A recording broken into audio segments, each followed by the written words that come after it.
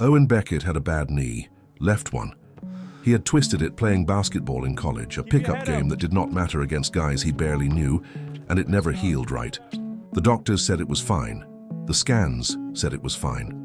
But Owen knew it was not fine because every morning for 11 years after that game, he woke up and the first thing he felt before he felt anything else was that knee, stiff and swollen and angry, like a dog that had been kicked and never forgot who did it. That was the first thing he felt when he woke up from cryogenic suspension. The knee, not the alien ceiling pulsing with light above him, not the strange warmth of the surface he was lying on, not the fact that the air tasted like someone had dissolved a cough drop in it. The knee, 11 years of muscle memory apparently survived being frozen solid for 1,000 years, which Owen thought was both impressive and deeply unfair. He tried to sit up, and his abdominal muscles refused the request. They did not even file a counteroffer, just a flat no. He lay there instead, staring at the ceiling, which was doing something ceilings should not do. It moved. The whole surface rolled in slow waves, bluish and faintly luminous, veins of pale light crawling through it like roots growing in time-lapse. Owen stared at it and waited for his brain to catch up with his eyes. His brain did not catch up. His brain was still somewhere around the year 2091, sitting in a cryopod aboard the Meridian, while a nervous technician named Rawlings told him to count backwards from 10. Owen had made it to 7, then nothing, then this ceiling. The gap between 7 and this ceiling was, he would later learn, roughly 1,047 years. But right now he did not know that. Right now he was just a man with a bad knee, lying on a warm slab in a room that looked like the inside of a living creature, trying to remember how to blink. A piece of the wall opened. It did not slide or swing. It peeled, like skin parting over a wound, and a woman stepped through the gap. She was short.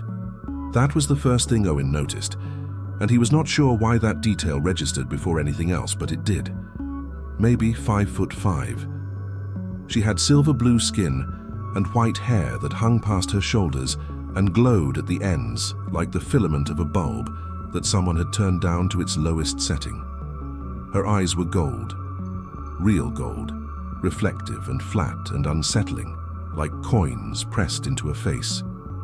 She wore dark robes that seemed to eat light at the edges, and she stood very still just inside the room, watching him with the patience of someone who had been waiting a long time and could wait a little longer. "You are awake," she said. Owen opened his mouth and produced a sound like a shoe scraping on wet concrete. He swallowed, tried again. "Where am I?" "Safe," she said. "That is not what I asked." The woman tilted her head. The motion was close to human, but not quite, like a translation that was accurate but missed the idiom. "My name is Serath. I lead the Valori. Your vessel was found adrift 600 years ago by my predecessors, and you have been in our care since then. Before that, you were in suspension aboard your own ship for approximately 400 years. The total elapsed time since you entered cryogenic sleep is 1,047 years. Owen processed this the way a computer processes a file too large for its memory, in chunks. The first chunk was the number itself, 1,000. The second chunk was the word years.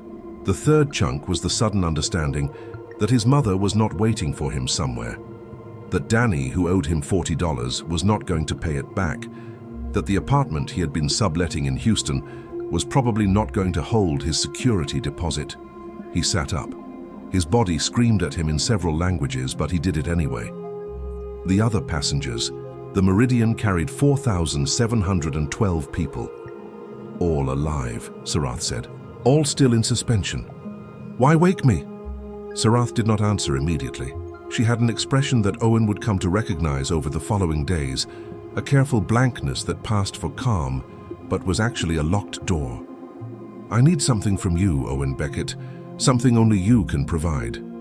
You know my name. I know a great deal about you." "That is creepy," Owen said. Serath blinked. The blankness flickered. "Perhaps. Will you walk with me? It will be faster to show you than to explain." Owen swung his legs off the platform and stood. The bad knee buckled. He caught himself on the edge of the slab and stayed there for a second, bent over, breathing through his nose, feeling the old familiar ache settle into the joint like a tenant who knew the landlord could not evict him. Then he straightened up and followed her. The hallway curved. Every hallway he would see in this place curved. There were no straight lines in Valori architecture, which was disorienting in a way that snuck up on you. You could never see more than a few paces ahead, and every turn felt like the first turn. So after 5 minutes of walking, Owen had no idea whether they had traveled 100 feet or a mile.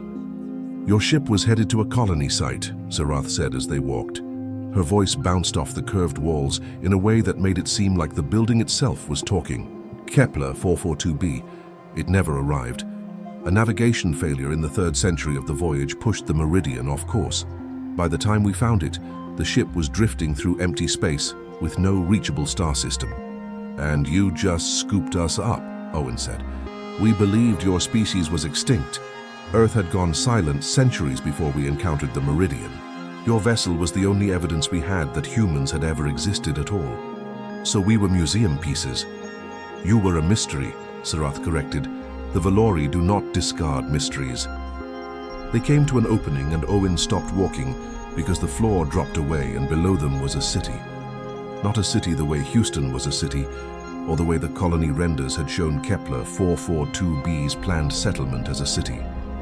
This was something else. A cavern so vast he could not see the far wall, filled with structures that rose from the ground in spirals and helixes, connected by bridges that seemed stretched rather than built. Everything glowed.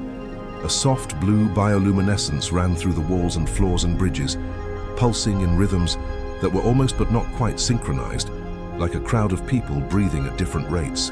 At the center of the cavern stood a column of dark material, maybe 200 feet tall, that did not glow at all. It absorbed the light around it like a hole in the scenery. "This is Alindra," Sarath said. "It is the last functioning Valori settlement." The last. There were 7. 6 have failed. The structures degraded, the population declined, and eventually the cities became uninhabitable. The process takes about 2 generations once it begins. "What causes it?" Owen asked. Sarath lifted her hand and turned it palm up. Owen looked and saw dark lines under her skin, running along the veins in her wrist and up her forearm. They pulsed faintly, out of sync with her heartbeat, like a second circulatory system carrying something that was not blood. "We call it the fade," she said. "It begins at the cellular level. The bonds between cells weaken and eventually break. Tissue loses cohesion. The body comes apart from the inside. It is slow, it takes years, and there is no treatment because it is not a disease." "What is it then?" "A deficiency. Our biology requires something it is no longer receiving. We have spent generations trying to identify what, and we have failed." Owen looked at the dark column in the center of the city, the thing that swallowed light. "That structure, what is it?" "We call it the threshold. It predates every record we have. We did not build it. We do not know who did. It has been dormant for 7 generations and the fade began when it stopped functioning. Have you tried turning it back on?" Sarath looked at him, and Owen thought he saw something cross her face that might have been irritation or might have been pain. Every Valori approach has been attempted, every technology, every biological interface, every theory. The threshold does not respond to us at all. It is as if we do not exist to it. But you think a human might have better luck. Our oldest surviving documents, fragments written in a language so old that much of it is untranslatable, describe visitors from another world who interacted with the threshold naturally. The physical descriptions in those fragments are consistent with human biology. Owen rubbed the back of his neck. "And you picked me specifically out of 4,700 people, because what, I have the right blood type. Your cellular profile was the best match for the descriptions in the fragments. Our analysis took 11 years. 11 years to pick one guy out of a lineup." "It was a very important lineup," Sarath said, and Owen could not tell if she was being serious or dry. With her face, it could have been either. He looked at the threshold again. The dark column stood there like a closed fist in the middle of a room full of open hands. Something about it pulled at Owen in a way he could not describe, not in words that would have made sense to him 2 days ago. A feeling like standing on the edge of a tall building, Not the fear of falling, but the weird magnetic pull that comes before the fear, the one that your body has to fight against. I am not saying yes, Owen said. I am saying I want to see my ship first. I want to talk to someone who is not you. And then maybe I will think about it. That is fair, Serath said. She took him to the Meridian. It was housed in a bay on the outskirts of Elindra, cradled in a lattice of Valori construction that made the angular human ship look like a brick sitting in a bird's nest. Owen put his hand on the hull and stood there for a while. The metal was cold. Human cold. The most familiar thing in a world that had lost all familiarity. She is not being straight with you, a voice said behind him. Owen turned. The Valori standing in the doorway was built like a guy who had been in a lot of fights and won most of them. Darker blue skin than Serath, silver hair cropped short, a scar on the left side of his face that probably had a story Owen was not sure he wanted to hear. His eyes were gold with an amber edge, and they were not friendly. Dorin Vael, the man said. I run security for what is left of our military. Owen Beckett, Owen said. I fix things that are broken, supposedly. Serath thinks you are going to save us, Dorin said. I think she is gambling with the survival of our species on the basis of manuscripts so old the ink has turned to dust. What do you think I should do? Owen asked. Dorin did not answer right away.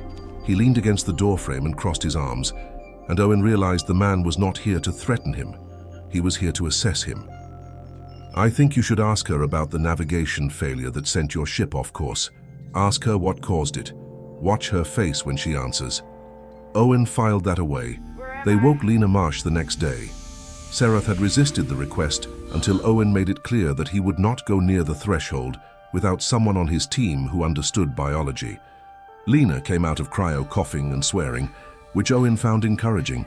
She had red hair that had clearly fought the cryopod and lost, blue eyes, freckles, and a way of asking questions that made you feel like you were being interviewed for a job you had not applied for. Owen told her everything. Lena listened, nodded twice and said, "Show me their cells." 6 hours later, she found him in the quarters the Valori had given him, which were comfortable if you did not mind the walls breathing. Lena had the expression of someone who had just found out that gravity worked differently than she thought.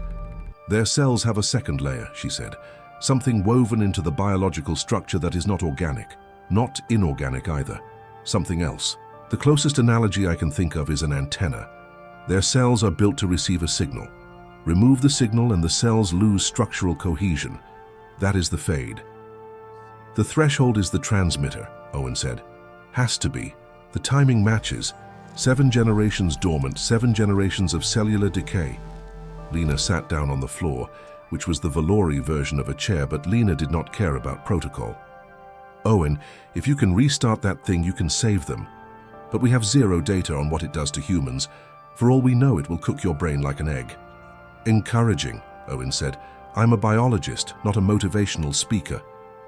The morning he went to the threshold, his knee was worse than usual. He stood at the base of the column and it towered above him, dark and silent and utterly indifferent to his presence. Up close it gave off no light, no heat, no sound. But the pull was stronger here. That edge of a building feeling, like something on the other side of the surface, was breathing and waiting. Serath stood behind him. Dorin stood further back. Lena stood off to the side with a Valori medical kit she had spent 2 hours figuring out how to use. Before I do this, Owen said, not turning around, I want to ask you something, Serath. The navigation failure that sent the Meridian off course. What caused it? The silence lasted 4 seconds. Owen counted. A faction within the Valori, Serath said. Her voice was flat, stripped of all its careful modulation. They opposed the mission. They sabotaged the navigation system. The mission to bring humans here. Yes, because the Valori built the Meridian. Silence, then. Yes. Owen turned around. Serath's face was the blankest he had ever seen it, which meant she was feeling something she was working very hard to contain. Dorin, behind her, looked like a man watching a building he had lived in catch fire. Your people built our ship, Owen said, disguised it as a human project, launched it from Earth, meant it to come here so you could use us to restart the threshold. And then someone in your own ranks blew the navigation and left us drifting for 900 years. That is correct, Serath said. And you were not going to tell me this. I was going to tell you after. Her voice cracked on the last word, a tiny fracture in the surface that revealed something underneath that was not composure. It was fear. I know what that sounds like. I know it sounds like manipulation, but if I told you before, you would have refused, and my people would die. Owen stood there with this new information settling into his gut, like something swallowed that would not go down. He was angry. Not the hot, explosive anger that burns out fast, the cold kind that sits in your chest and changes the way you see everything around you. Every interaction with Serath replayed in his head with new subtitles, the careful blankness, the strategic kindness, the way she had made her request sound like a favor instead of a transaction that had been in motion since before his great-great-grandparents were born. But here was the thing about Owen Beckett. He was an engineer, and engineers do not throw away functional components because they are angry at the manufacturer. The threshold was real. The fade was real. 4,712 humans sleeping in pods were real. His feelings were valid, but they were not a solution. "We are going to have a very long conversation after this," Owen said, "and you are going to tell me every single thing you have been holding back. Every detail, not the edited version, not the version that is easier for me to hear. All of it." "All of it," Serath agreed, and she looked like someone who had just been given a sentence and was accepting it. Owen turned back to the threshold and put his hand on it. The surface was warm. Then his hand was inside it, then his arm, then the rest of him. It was not painful. It was like stepping into water that was exactly body temperature, the boundary between yourself and not yourself becoming unclear and then disappearing entirely. Inside was dark. Not empty dark, busy dark. The darkness had texture and movement, currents flowing past him that carried fragments of something he could almost recognize. Sound that was not quite sound. Color that was not quite color. Then images began to grow inside his mind, not projected from outside. They grew from within, like memories surfacing from deep water. He saw Earth, but not his Earth.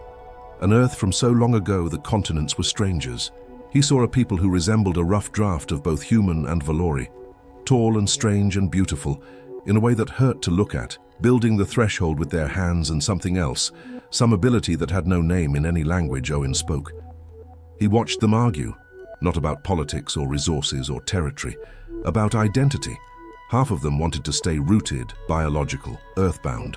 The other half wanted to change, to adapt, to leave and become something the planet could not contain.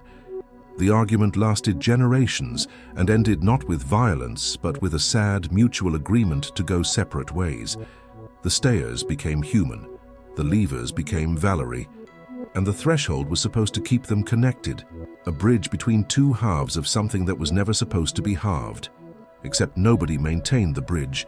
The human side forgot it existed. The Valori side tried to run it alone, and it slowly broke down, the way anything breaks down when it is only getting half the input it needs. 7 generations ago, it failed completely, and the fade began. Owen understood. He also understood that understanding was not the same as solving. A voice spoke, not a voice with a source. A voice that existed the way gravity exists, everywhere at once, pulling everything slightly toward itself. The bridge requires a continuous link. One mind anchored here, maintaining the connection between both sides. This was the original design. One mind, Owen repeated, forever. Yes, Owen thought about this. He thought about it not as a hero weighing a noble sacrifice, but as an engineer staring at a design spec that was bad. And it was bad. A single point of failure in a system meant to last millions of years. One person goes wrong, the whole bridge collapses. That was not just flawed, that was lazy. No, Owen said, that is a terrible design, and whoever came up with it should be embarrassed. The silence that followed was the most surprised silence Owen had ever experienced. The bridge is a connection between minds, Owen continued. Right now, you want to funnel that through one bottleneck. One guy sitting here forever holding the wire. What happens if that guy has a stroke? What happens if that guy goes crazy after 10,000 years of sitting in the dark? Your bridge fails again and we are back to square one. He paused.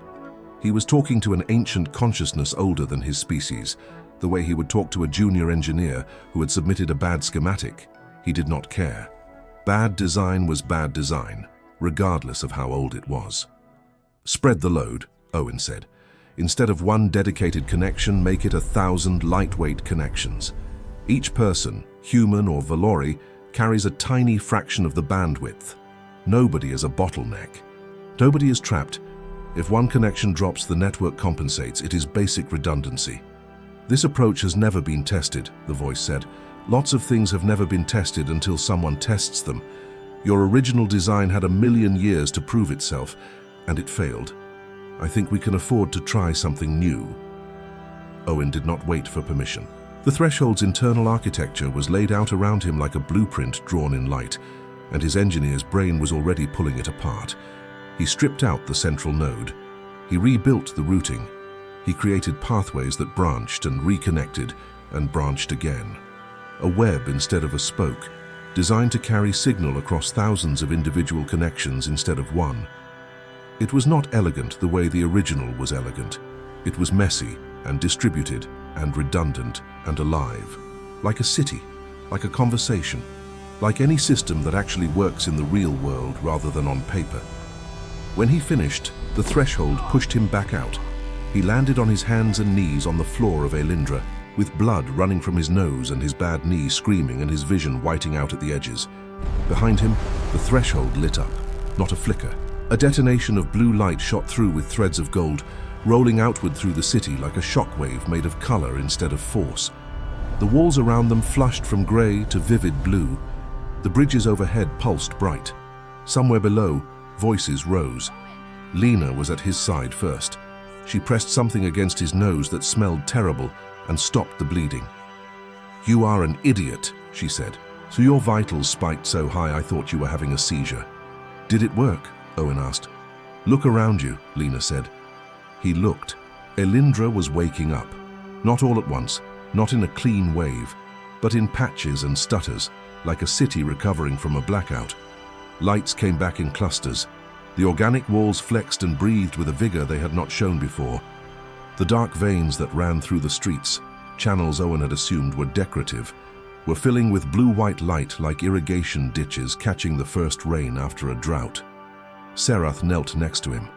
Her face was doing something he had never seen it do. It was open. The blankness was gone.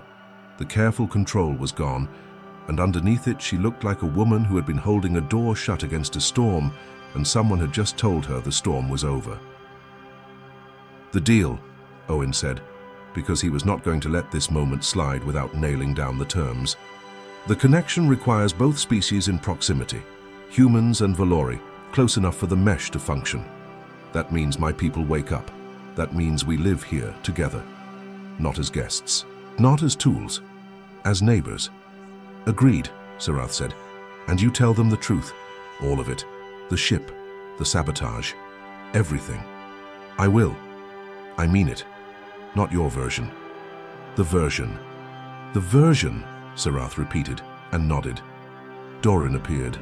He looked at the city, at the light flooding back through streets that had been dying for a century, at Owen kneeling on the floor with blood on his face and a look in his eyes that dared anyone to condescend to him. Doran was quiet for a long time. Then he extended his hand. Owen took it. "You are still an outsider," Doran said as he pulled Owen to his feet, "but you are a useful one." "I will put that on my resume," Owen said. The weeks that followed were the hardest of Owen's life, and he was including the time he had rebuilt the air recycling system on the Meridian during a training exercise with a fractured wrist. Waking 4,712 people from 1,000 years of sleep was logistically nightmarish. Some of them came out swinging, some came out crying. A retired teacher named Patricia Henley came out smiling and said the glowing ceiling was lovely. A security officer named Hector Graves came out with his fists up and did not lower them for 3 days. Owen told them the truth, every piece of it. He stood in front of groups of 50 and laid it out. The Valori, the shared origin, the sabotage, the threshold, the deal. He did not spin it. He did not soften the parts that were hard to hear. Some people took it well, Many did not. "We are prisoners," Hector said at one briefing, standing up, his face tight with the kind of anger that comes from fear. "We are alive," Owen said. "Which is more than we would have been if they had left the meridian drifting. That does not make us grateful. Nobody asked you to be grateful. I am asking you to be practical." Integration was ugly. Owen had no illusions about that. There were fights, not physical ones mostly, though Doran had to break up 2 actual brawls in the first month. Territorial disputes over living space, arguments about noise, a week-long feud about food storage that Owen thought was going to be the thing that actually destroyed interspecies relations before the politics even got started. But there was another thing happening underneath the ugly parts. Kids were playing together, human kids and Valori kids running through the corridors, making up games that did not need a shared language. Lena's research lab had 6 Valori scientists working alongside 4 humans, arguing over data in a mixture of both languages that was evolving into something new. A Valori engineer named Tessa Vael, Doran's niece, spent 3 weeks helping human families modify their quarters to feel more like the homes they remembered, adding sharp angles and flat surfaces to the organic curves. Owen noticed that his knee hurt less. Not dramatically, not like a miracle cure, just a little less stiff in the mornings, a little more willing to bend without protest. Lena told him it was probably the mesh network. The bridge was not just sustaining the Valori. It was doing something to the humans too, something slow and subtle, like a tide that you only noticed by where the waterline was when you were not paying attention. 6 months in, Owen stood on the observation platform above the city. Elindra had changed. Human structures stood among the Valori architecture now, blocky and metallic next to organic and glowing. It looked wrong. Owen liked that it looked wrong. Anything that looked perfectly harmonious this early would have been a lie. Serath arrived beside him without making a sound. She did that. Owen had stopped flinching. "Doran says the integration is proceeding better than projected," she said. "Doran projects everything to end in disaster," Owen said. "Beating his projections is not hard. He likes you, you know. He has a strange way of showing it. All Valori do." They stood together and watched the city. The lights below were blue and gold and warm white, mixed up and uneven and real. "My knee is better," Owen said. It was a strange thing to share, but he shared it anyway. "I am glad," Serath said, and she meant it in a way that went past the words. Owen looked out at the city he had never asked for, full of people from 2 species that were still learning how to share a hallway, built around a bridge that he had redesigned with the engineering equivalent of duct tape and stubbornness. It was messy. It was loud. It was going to be difficult for a very long time. But his knee did not hurt, and the ceiling above them pulsed with light that was part blue and part gold, and somewhere below, a human child was laughing at something a Valori child had done, and that was enough. It was not a grand ending. It was not a resolution that tied up every thread into a neat bow. It was just a Tuesday in a new world, and Owen Beckett was finally awake. And that brings us to the end of the story. If you stayed until the very end, don't forget to share your thoughts in the comments, whether you liked it or not. Your feedback really helps us improve. Leave a like, subscribe for more stories like this, and on the screen you'll see another video I'm sure you'll enjoy. Big hug and see you in the next story.